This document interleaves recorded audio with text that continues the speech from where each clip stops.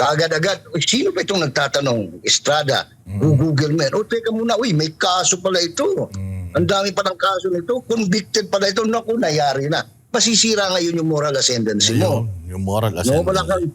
Oo, kasi you can only pin down somebody if you're clean.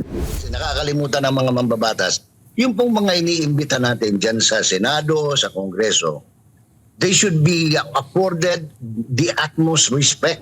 Hindi sila hindi ito korte. Because by the word resource person, ibig sabihin matalino 'yan. Kukunin mo ngayon, pipikapin mo yung talino niya para makapagpanday ka ng mga panukalang batas na ikabubuti ng lipunan at mamamayan.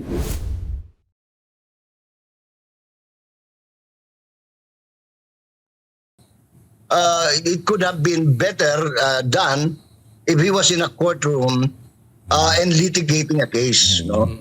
Well, kasi prosecutorial yung dating niya which is uncommon for a real public hearing in the aid of legislation. Ito ang napuna ng political commentator na si Jay Sonza sa pagtatanong ni Senator Jinggoy Estrada kay ex-PDEA agent Jonathan Morales sa ikalawang pagdinig ng Senate Committee on Public Order and Dangerous Drugs hinggil sa PDEA leaks. Sa naturang pagdinig kasi, inungkat ni Estrada ang mga kasong kinaharap ni Morales noong siya ay nasa Philippine National Police pa hanggang sa napunta ito sa PDEA.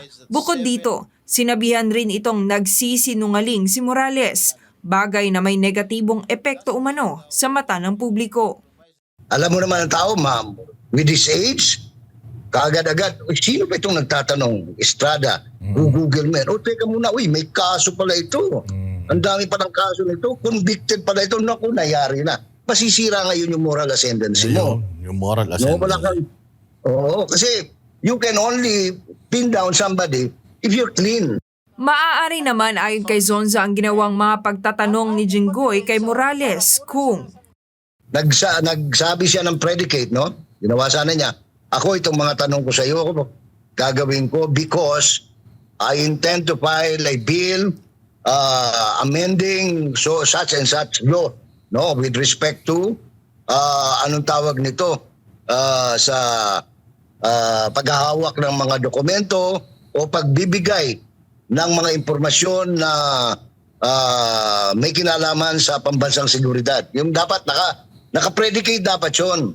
samantala isa rin sa napunan ni Sonza tuwing may pagdinig in aid of legislation ang mga mambabatas ay ang pagtrato sa resource persons. Kasi nakakalimutan ng mga mambabatas, yung pong mga iniimbita natin dyan sa Senado, sa Kongreso, they should be accorded the utmost respect. Why? Because by the word resource person, ibig sabihin matalino yan, kukunin mo ngayon, pipikapin mo yung talino niya para makapagpanday ka ng mga panukalang batas na ikabubuti ng lipunan at mamamayan. Hindi sila hindi ito korte. Sa estado ni Morales, humaharap ito sa pagdinig bilang resource person sa issue ng PDEA leaks.